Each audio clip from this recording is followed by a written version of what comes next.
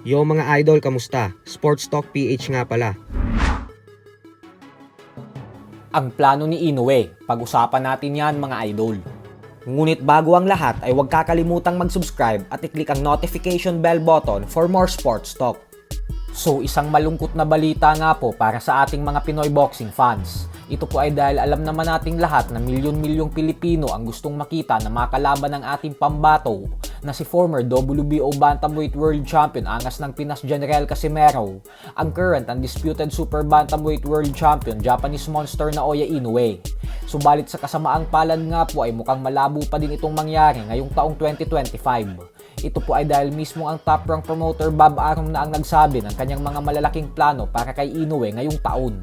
At ayon nga po kay Arum ay kapag naging matagumpay si Inoue sa kanyang paparating na laban kontra sa undefeated mandatory challenger Sam Goodman sa January 24, ay agad niya daw itatapat si Inoue sa isa pang undefeated WBC top contender na si Alan Picasso sa buwan ng Abril.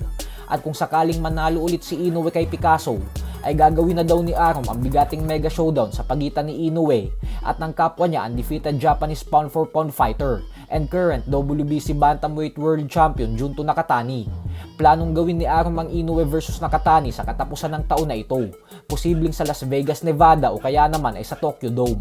At dahil nga po sa mga planong ito nila Inoue, ay kapansin-pansin na wala talaga ang pangalan ni Casimero at hindi ito kasama sa plano ng binansagang halimaw ng Japan para sa taon na ito. Pero ganun pa man nga po ay hindi lang naman si Casimero ang matagal nang naghahamon kay Inoue na hindi kasama sa plano niya ngayong 2025 dahil wala din po sa plano ni Inoue na labanan ngayong taon ang former unified IBF and WBA Super Bantamweight World Champion Muradjon Akhmadaliev. Kaya naman paniguradong hindi din matutuwa si Akhmadaliev sa balitang ito. Lalo pat sinabi na nito na natatakot daw sa kanya si Inoue dahilan kung bakit panay iwas ito sa kanya kahit mahigit isang taon na umano siyang mandatory challenger nito. Kung saan sumagot naman si Inoue na bakit naman daw siya matatakot sa isang fighter na tinalo na ni Marlon Tapales. Banat ni Inoue kay Akhmadaliev ay kung gusto daw talaga siya nitong makalaban ay matuto daw itong mag-antay dahil mahaba ang nakapila sa kanya.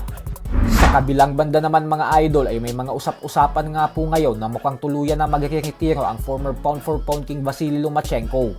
Matapos niya po kasing talunin si George Kambosos Jr. via knockout 9 na buwan na ang nakakalipas kung saan nasungkit niya ang bakanteng IBF lightweight world title belt ay hindi na ito muling lumaban pa at bagkos mas itinuon niya na lang ang kanyang atensyon sa pamilya niya.